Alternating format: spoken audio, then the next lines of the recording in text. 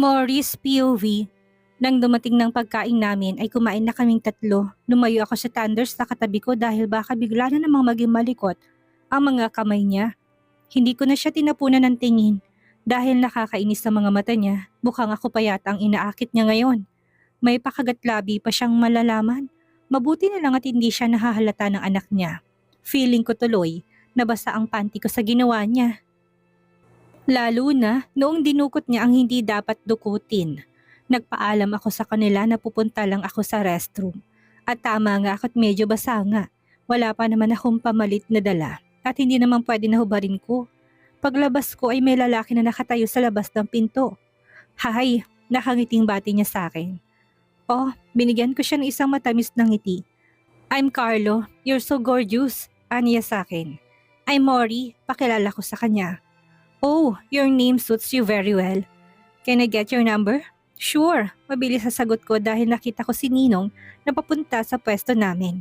Binigay niya sa akin ang phone niya kaya naman binigay kong number ni Ninong. Mabuti na lang kabisado ko. Call me, bye, nakangiti na sabi ko sa kanya. Okay, let's hang out next time. Okay, akala ko ba magbabanyo ka lang? Are you flirting with him? Tanong niya sa akin habang nakaigting ang panga niya. May masama ba Ninong? He's handsome and type ko siya. Sagot niya sa akin. Uuwi na tayo, nariin na sabi niya. Okay, gusto ko na ring matulog. Sagot ko sa kanya at nauna na akong lumabas sa restaurant. Dahil sa inaantok na si Ashley, kaya napilitan ako umupo sa tabi ni Ninong sa front seat. Kakapasok pa lang kay Ashley ay tulog na ito kaagad. Medyo traffic at nainip ako. Hindi naman ako nagdala ng phone, kaya naman mas lalong boring. Ninong, can I borrow your phone? Here, ang bilis naman niyang iabot sa akin. Hindi man lang nagdalawang isip. Password. Pogi ako. Sagot niya sa akin. Ninong, password. Nainis sa tanong ko. Para kasing pinagtitripan ako. That's my password. Chill lang nasabi niya sa akin. Ang pogi ako? Tanong ko sa kanya. Yes. Nakangisi na sagot niya sa akin. Ang weird mo, mahina na sabi ko. Tama nga talaga, pogi ako ang password niya. Kagad kong binuksan ng inbox niya at ang daming text. Hinanap kong number ko. Grabe siya, hindi man lang nilagyan ng pangalan ng number ko. Grabe ka, hindi man lang nakasave ang number ko dito? Unknown pa rin? Sabi ko sa kanya. Hindi na kailangan. So wala kang balak na i-save. Parang uusok ang ilong ko sa inis. Parang gano'n na nga. Lagi naman kitang nakikita kaya hindi na kailangan. Sagot niya sa akin. Okay, buburahin ko na lang. Don't you dare. Pagbabanta niya sa akin. Sabi mo hindi na kailangan. Ikaw na maglagay ng pangalan mo. Naiinis na naman siya. Parang labag pa sa loob niya na i-save ang number ko. Inaanak ko na masarap. Nilagay ko na name sa number ko. Okay na. Inaanak ang pangalan ko para alam mo na ako yon. Sabi ko sa kanya. Hindi man lang nag-react at seryoso lang siya sa pagmamaneho. I-open ko mga messages mo ha. Babasahin ko lang. Sabi ko sa kanya. Okay. Tanging sagot niya sa akin. Hindi man lang tumutol, payag lang siya na pinapakailaman ko tong phone niya. Nagsimula ako sa pinakababa. Mga ligaw na text messages lang palang mga iba dito. Pero may mga text talaga na lantaran ng paglalandi sa kanya. Napangiwi ang bibig ko dahil ang ibang text dito ay mahalay. Mas may malala pa pala sa akin. Oh my gosh, bakit ganyan ang mukha mo? Tanong niya sa akin. Bakit hindi mo binabasa mga text dito? Kailangan ko bang basahin? Tanong niya rin sa akin. Oo naman, sayang ang panlalandi nila sa'yo kung hindi mo lang sila replyan. Hindi ako nakikipaglandian sa chat or text. Mas gusto ko sa personal, sabi niya sa akin. Mabuti na lang hindi mo katulad ang daddy ko. Anong hindi katulad? Babaero rin ng daddy mo, pero syempre, secret lang namin yun. Natatawa na sabi niya. Proud pa, matanda na. Pabulong-bulong na sabi ko. I heard you, sabi niya sa akin. Proud pa, matanda na. Nilakasan ko na dahil narinig naman pala niya. Hindi mo na kailangang ulitin dahil narinig ko na. Kaya ako nga inulit para malinaw mong marinig, sabi ko sa kanya. Humanda ka talaga sa akin mamaya. Bakit? Anong gagawin mo sa akin? Matarin na tanong ko sa kanya. Mamaya mo malalaman, sagot niya sa akin sabay hawak sa exposed kong legs. Kung balak mo akong landiin, wala ka mapapala sa akin. Ayaw ko sa mata. Biglang huminto ang kotse at sa isang iglap ay nagulat na lang ako dahil nakadikit na ang labi niya sa labi ko. Nagulat ako sa ginawa niya. Shit, he's kissing me. Anong gagawin ko? Bakit ganito? Akala ko ba hindi niya ako type? Mga tanong na tumatakbo sa isipan ko. Ew! Huwag mo nga akong halikan! Galit na sabi ko sa kanya dahil tinulak ko siya ng malakas. Nakita ko pagkunot ng noo niya. Mabilis akong lumabas sa kotse niya. Nasa tapat na pala kami ng bahay niya. Patakbo akong pumasok sa loob ng bahay at diretso na ako sa silid ko. Nilalandi yata niya ako. Pasaway siya. Parang baliw na sabi ko. Natatawa lang ako dahil sa mga pinagagawa ng Thunders na yon. Pumasok ako sa banyo para maligo. Binilisan kong pagligo dahil naalala ko na naman kung paano niya ipinasok ang kamay niya sa loob ng panty ko. Ayaw ko nang isipin dahil baka ano pang magawa ko dito sa loob ng banyo. Pero nang lumabas ako dito sa banyo para kong atakihin sa puso dahil nakaupo lang naman siya sa kama ko. Nakatingin sa akin mula ulo hanggang paa. "What are you doing here?" Tanong ko sa kanya. "Malamig sa room ko, gusto ko magpainit." Nakangisi na sabi ko sa kanya. "Pwede mong patayin ng aircon? I already turned off the aircon pero malamig pa rin. Willing ka naman na paligayahin si Ninong, hindi ba?" Tanong niya sa akin kaya napalunok ako. "Hoy, umayos ka nga. Adik ka ba?" Tanong ko sa kanya. "Hindi pa naman pero malapit na, lalo na kapag pasaway ka. Ngayon mo patunayan na masarap ka. Kagaya ng nilagay mo sa phone ko." Sabi niya sa akin at lumalapit siya sa akin.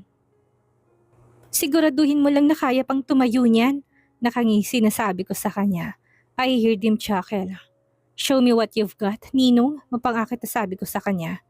"This is wrong," sabi at akmang tatalikuran pa ako. "You want to play with me, right? Hindi ka pwedeng umatras dahil ikaw mismong pumasok dito, kaya naman kailangan mong panindigan at patayuin yan. O baka naman hindi na yan tumata." Pinakaayaw ko sa lahat ang iniinsulto ako. Pinakaayaw ko rin ang tatakasan ako. Pagkatapos mo akong pasabikin, bibitinin mo ko? Napalunok ako nang wala sa oras dahil sa nakapakong bukol. Diyos ko po, galit na ang cobra. Mukhang ready ng manuklaw. Ganito ba talaga siya? Ang bilis niyang mag-react? "Wala akong balak na gawin ito sa'yo dahil inaanak kita pero sinasagad mong pasensya ko." Sabi niya sa akin. "I'm just teasing you. Wala naman talaga akong balak na patulan ka. Pero ikaw naman tong game na game ngayon. Parang nung nakaraan lang ay sinabi mo na hindi mo ako type. Masyado ka lang yatang natatakam sa akin." Sabi ko sa kanya. "You're teasing me because you want me to." Sabi niya sa akin sabay hapit sa bewang ko palapit sa kanya. "I want you, Ninong, pero hindi sa kagaya na iniisip mo. Ginawa ko lang yun para payagan mo kong umalis." Sabi ko sa kanya. "I don't care about your reasons. Dahil sa simula pa lang ikaw na may gusto nito." Sabi niya sa akin at ang bilis niyang siniil na mapusok na halik ang labi ko. Talaga bang malapit na siyang mag-40s? Para lang siyang nasa 20s. "Ninong," tawag ko sa kanya. "Say my name, Mori. Let me hear your scream. Moan my name, inaanak ko." Utos niya sa akin. "Ninong, think I'm coming. Just let it out, baby." After my release ay pakiramdam ko pagod na ako. Pumikit muna ako hanggang sa naging madilim na ang buong paligid. Arcos POV. Simula nang dumating si Mori sa buhay ko ay palagi nalang sumasakit ang puson ko. Sobrang pagpipigil ang ginagawa ko. Pero hindi ko lang matanggap na nilalait niya ako lalo na nakatago dito. Hindi pa naman ako ganun katanda para hindi to tumayo. She insulted me. Sinigurado ko munang tulog na maayos ng anak ko bago ako pumasok sa silid ng inaanak ko. Sisiguraduhin ko na pangalan ko na lang ang tangi niyang isisigaw simula sa gabing ito. Kahit pa gusto ko siyang angkinin ay bigla akong nahimasmasan na inaanak ko pala siya. Pero kahit na anong pigil pang gawin ko, hindi ko rin kayang tanggihan ang init ng katawan. Pero nagulat ako dahil nakapikit na siya na para bang tulog na. I tried to wake her up pero tulog na tulog siya. Damn it, tinulugan tayo buddy. Kausap ko sa sandata ko ngayon ay handang-handa na sana sa laban. Ito ang unang beses na tinulugan ako ng isang babae. Hindi ko tuloy alam ang gagawin ko. Aangkinin ko ba siya? Pero walang thrill kapag tulog siya. Pagkatapos tumabi na ako sa kanya para matulog. Hindi ko mapigilang matawa dahil ang himbing ng tulog niya. Niyakap ko siya at natulog na rin ako. Sa sobrang himbing ng tulog ko ay tanghali na ako nagising. Nang bumangon na ako'y wala na si Mori sa tabi ko. Pero kumunot ang noo ko sa note na nakalagay sa side table. "Ninong, ngayon ang flight ko papuntang US. Asikasuhin ko lang ang papers ko sa school para makapag-transfer na ako dito. And of course, makikipag-date ako sa boyfriend ko. See you next week, Ninong, mwah." Mori, date ha? Nagpupuyo sa inis na bulalas ko. Mori's POV. Oh my gosh! Nagulat rin ako sa sarili ko dahil nakahubad ako. Katabi ko si Ninong at nakahubad rin siya. Kaagad kong pinakiramdaman ng sarili ko. May nangyari kaya sa aming dalawa? Tanong ko bigla sa sarili ko. Madaling araw pa lang pala, napatingin ako kay Ninong. Oh my gosh talaga, ngayon lang yata ako nahiya sa buong buhay ko. Kaya naman sa sobrang taranta ko ay nagbook ako ng ticket papuntang US. Madaling araw pa lang kaya may time pa ako. Kahit na malamig ang tubig ay naligo pa rin ako. Ano ba naman kasi itong shower ko, wala man lang warm setting. Hindi na ako nagdala ng gamit, tanging handbag lang dahil marami naman akong damit sa apartment ko. Habang pababa ako ay nakasalubong ko si Manang. Saan ka pupunta, Iha? Sa US po, Manang. Asikasuhin ko lang po mga requirements ko para sa paglipat ko doon. Babalik na po kasi ako sa pag-aaral ko. Sagot ko sa kanya. Alam na ba ito ng ninong mo? Opo, Manang. Nakangiti na sagot ko para hindi halatang nagsisinungaling lang ako sa kanya. Sige, ingat ka, Iha. Salamat po, Manang. Laking pasasalamat ko dahil may dumaan na taxi kaya nagpahatid na ako sa airport. Long flight ako ngayon at sa airport ka na balak mag-breakfast. I turn off my phone para naman walang makulit. Mas okay rin na dito na lang muna ako sa airport kaysa naman mag-hotel pa ako. 3 hours lang naman akong tatambay dito kaya okay lang. Gising na kaya siya? Tanong ko bigla sa sarili ko. Lihim ako na pangiti dahil sa note ni iniwan ko. Sigurado ako na naiinis na siya sa akin ngayon. Kung sakaling ang gising na siya, bahala siyang tumanda ng 10 beses. Okay lang naman na mainis siya sa akin. Kumain naman siya ng talaba kagabi. Fresh talaba kaya ito. Parang baliw na sad ko sa sarili ko. Natulog lang ako sa biyahe kapag nagising ako'y kumakain ako. Tapos balik ulit sa pagtulog. Nagising na lang ulit ako nang makarating na ako ulit sa Amerika. Winter ngayon dito kaya naman ang lamig. Mabuti na lang at lagi akong handa. Dumiretso ako sa apartment ko. Natulog ulit ako dahil may jet lag pa ako ngayon. Mga 5 oras rin yata ako natulog. Naligo ako pagkatapos at lumabas ako para sa labas na lang kumain. Dahil nami-miss ko na ang sikat na pizza dito ay doon ako pumunta. Nag-takeout lang ako dahil bigla ako naisip ang kaibigan ko. I miss her so much kaya naman doon ang diretso ko. I'm home! Sigaw ko dahil may susi ako ng apartment niya. What the heck? Gulat na bulalas ko. Mori, let me explain. Nakikita kong takot sa mga mata niya. No need to explain. I understand. Alis na ako. Nakangiting paalam ko sa kanya. Wait, let's talk. Please, Mori, sabi sa akin ni Laila. Next time na lang, just fix yourself. Sad ko bago ako lumabas sa apartment niya. Habang naglalakad ako ay may biglang humawak sa kamay ko. Don't touch me, sabi ko sa kanya dahil alam ko na kagad kung sino. Let's talk. Talk about what? You know what, I don't care about you. You're not even my type. Ang ayaw ko lang is pati ba naman ang kaibigan ko, Luis? Alam mo sana si Lila na lang niligawan mo. Hindi pa ako maiinis sa'yo ng ganito, sabi ko sa kanya. Ikaw talagang Gus. How dare you to say that to me? Malakas ko siyang sinampal. Nakita kong pagtiimbagang niya pero wala akong pakialam sa kanya. You like me pero inaararo mong best friend ko. Galit na sabi ko sa kanya. I have needs at kasalanan niya dahil inakit niya ako. Believe me, inakit niya lang ako. Sa tingin mo maniniwala ako sa'yo? Alam nating pareho na playboy ka at si Leila matino siyang babae. Kaya hindi mo siya deserve. Stay away from my best friend. Galit na sabi ko sa kanya. Ikaw ang gusto ko. I love you, Mori.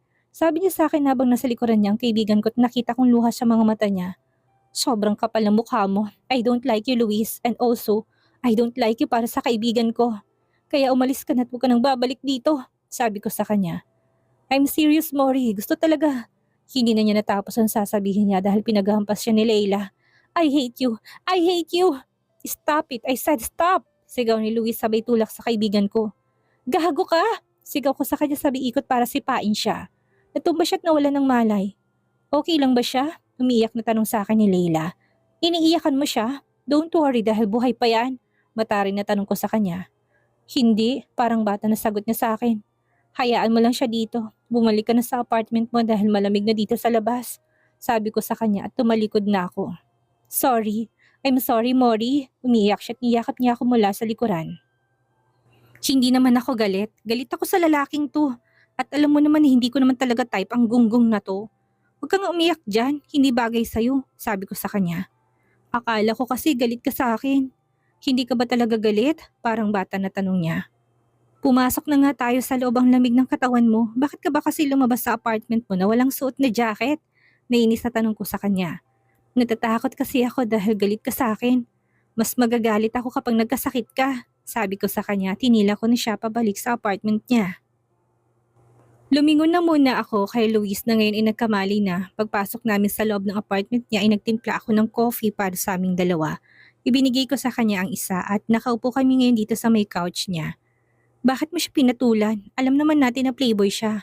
Kaya ako nga siya hindi sinasagot dahil doon hindi ba? Tanong ko sa kanya. Hindi ko rin alam. Sorry bestie, sabi niya sa akin. Hindi naman ako galit eh. Mas galit pa ako sa gago na yun. Iniisip lang kita. Nag-aalala lang ako sa'yo. Narinig mo naman ang sinabi niya kanina. And I wish na hindi mo na lang sana narinig. Malungkot na sabi ko sa kanya. Ang tanga ko kasi at ang bobo ko. Umiyak na sabi niya kaya naman niyakap ko siya. Wala na tayong magagawa. Nabiyak ng pakwan mo. Hayaan mo na lang siya basta sinigurado mo na wala siyang tinanim dahil baka bigla kang maging botete. Sabi ko sa kanya. Wala, takot rin ang gunggong. Natatawa pa na sabi niya pero may luha pa rin ang mga mata niya. Tahan ka na. Hindi mo dapat iniiyakan ng ganung lalaki. Hindi niya deserve ang luha mo. Thank you bestie. Pero bakit ka nga pala bumalik dito? Akala ko sa Philippines ka na muna. Tinakasan kong ninong ko. Sagot ko sa kanya. Ninong mo? Oo, doon na kasi ako nakatira sa ninong ko. Pero ang totoo niyan, doon na ako mag-aaral. Don't worry dahil uuwi na rin ako. Ayaw ko na dito, wala akong kasama. Ang lungkot ng buhay ko na wala ka. Sabi niya sa akin, kilala ko na si Leila at siyang kaibigan na meron ako. Hindi naman ako galit sa kaibigan ko. Nalungkot at nanghinayang lang ako dahil hindi deserve ni Luis ang kaibigan ko. Mabuting tao si Leila at hindi ko naman masasabi na kasalanan sa akin ang ginawa niya. Lalo na alam namin parehong hindi ko gusto si Luis. Sa dami ng maliligaw ko ay mas okay pang iba sa kanila kaysa sa lalaking yon. Naikwento ko sa kanya ang nangyari sa akin sa Pinas. Gusto ko tuloy makitang ninong mo, humahagikik na sabi niya sa akin. Naku, ako ayaw ko. Sus talaga ba? Naman, wish ko lang na sa pagbalik ko'y pwede na ako humiwalay sa kanya. Delikado tong puso ko kapag nagkataon. Dinaan ko lang sa birong lahat. Kung hot ang yummy naman pala, why not? Natatawa na sabi niya. Sinabi mo pa, kahit na may edad siya ay talagang, basta? Sabi ko sa kanya. Uy, mukhang nagkaka-interest ka na sa ibang lalaki. Natatawang sabi niya. Nagtawanan na lang kaming dalawa na para bang walang nangyari kanina. Dito ako natulog sa apartment niya. Uminom kaming dalawa kaya naman nakatulugan na lang namin ang pag-inom ng alak. Kahit na inaantok pa ako, inagising ako sa ingin ng tawag sa phone ko. Via call kaya naman sinagot ko na kaagad dahil si Ashley ang tumatawag. Ate Mori, where are you? We're here in your apartment. What? Napaupo ko bigla sa kama. We're here po. Look oh, this is your door, diba? Tanong niya sa akin sa tapat ng kamera sa pintuan ko. Sinampal ko sarili ko para makasigurado ako na hindi ako nananaginip. Ouch! Daing ko dahil ang sakit. Nilalamig na si Ashley kaya buksan mo ng pinto. Narinig ko na utos sa akin ni Ninong. What the heck? Napamura ako nang wala sa oras. Leila, uwi na ako. Paalam ko sa kaibigan ko. Hindi ka ba muna magla-lunch? Tanong niya sa akin.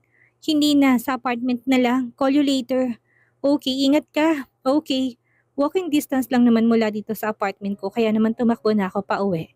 Kaagad ko natanaw ang dalawa na nakatayo sa labas ng pintuan ko. Baby! Tawag ko kay Ashley. Ate! Nakita kong saya sa mga mata niya at nakangiti pa siya sa akin. Saan ka galing? Nakakunot ang noon na tanong sa akin ng ninong ko sa kaibigan ko po. Kaibigan o baka siya boyfriend mo? Pasok po muna tayo. Malamig dito sa labas. May hinahon na sabi ko. Mabait ako lalo na nasa harapan namin si Ashley. Pero kung wala, sigurong anak niya ay pinalayas ko na siya. Pagpasok namin ay umupo na muna sila sa couch. Ako naman ay tumingin na pwedeng makain pero naalala ko, nakakauwi ko nga lang pala. Baby, nagugutom ka na ba? Tanong ko sa kanya. Opo ate, sagot niya sa akin. May gusto ka bang kainin? Bibili ako sa labas, tanong ko sa kanya.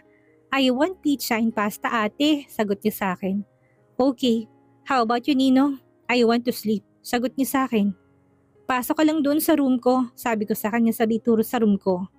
Baby, labas na muna si ate. Sama po ko, nakangiting sabi niya. Tumingin ako kay Ninong, hinadad kaya naman hinawakan kong kami ni Ashley at lumabas na kaming dalawa. Iniwan lang namin ang daddy niya. Pumunta kami sa isang Italian restaurant para bumili ng pagkain. Baby, ano kayang gusto ng daddy mo? Mahilig po si daddy sa mga soup ate, sagot niya sa akin. Okay, daan na muna tayo sa supermarket, sabi ko sa kanya. Ipagluluto ko na lang siya na wala biglang hangover ko sa biglang pagdating nila dito. Gising na gising ng diwa ko at biglang nawalang sakit ng ulo ko. Baby, bakit nga pala kayo nandito? Tanong ko bigla sa bata. Daddy was so worried po. Hindi ka kasi nagpaalam sa kanya, kaya sumunod na po kami dito. Baka daw kasi magpasaway ka na naman daw po, sagot niya sa akin. Natawa ako sa naging sagot niya. Grabe naman kasing tingin nila sa akin, para bang wala na yata akong pag-asang bumait. Masyado yatang pangit ang tingin sa akin ng ninong ko. Natatakot yatang makipagkita ako sa fake boyfriend ko. Nakakatawa talagang daddy mo, sabi ko sa kanya. Kaya nga po ate, akala po niya kaedad kita. Natatawa rin na sabi ni Ashley. Nang makabalik na kami sa apartment ko, kumain na muna kami ni Ashley. Tulog na si Ninong, ako na lang ang nag-asikaso sa anak niya. Pagkatapos, pinahiga ko na rin to sa tabi niya. Alam ko na pagod din si Ashley sa biyahe. Tapos na ako magluto kaya naman naligo na muna ako. At pagkatapos kong maligo'y naglinis ako dito sa apartment ko.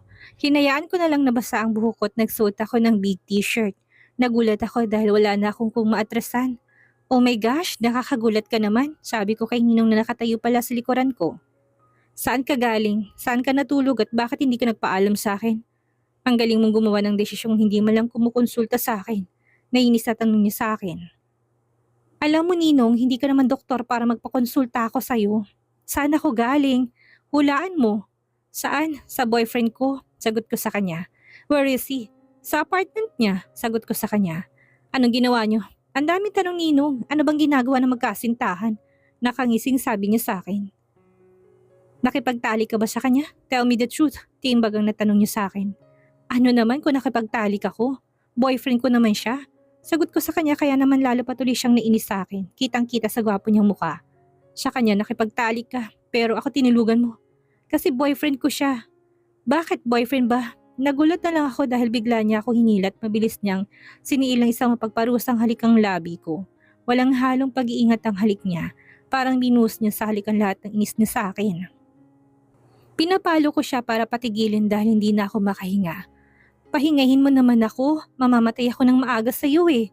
Reklamo ko sa kanya. Shit, aminin mo nga sa akin, nagsiselos ka ba sa boyfriend ko? Tanong ko sa kanya.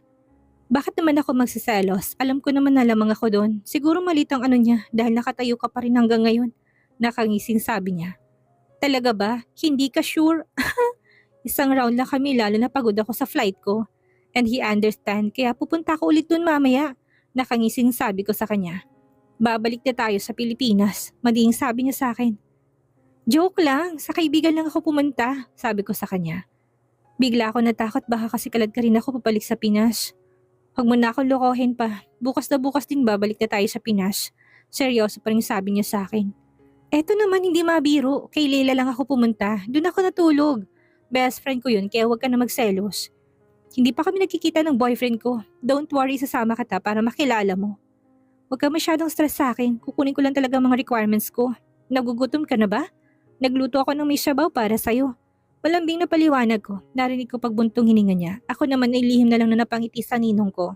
Stress na stress kasi talagang mukha niya. Mabuti na lang at umupo naman na siya kaya pinaghainan ko na siya ng pagkain. Next time magtiwala ka naman sa akin, hindi na ako bata para bantayan mo. Matanda na ako at marunong ng lumandi. Kita mo, lumiban ka pa sa trabaho mo dahil lang sa akin. Sabi ko sa kanya, habang nilalagyan ko ng pagkain ng plato niya. Pinatikim mo ko pagkatapos nilayasan mo ko, naninigurado lang ako Mori. Ayaw na ayaw ko na nilalayasan ako. Sabi niya sa akin, bakit kaya gano'n na lang ang pag-aalala ni Argus kay Mori? May gusto na ba siya sa kanyang inaanak?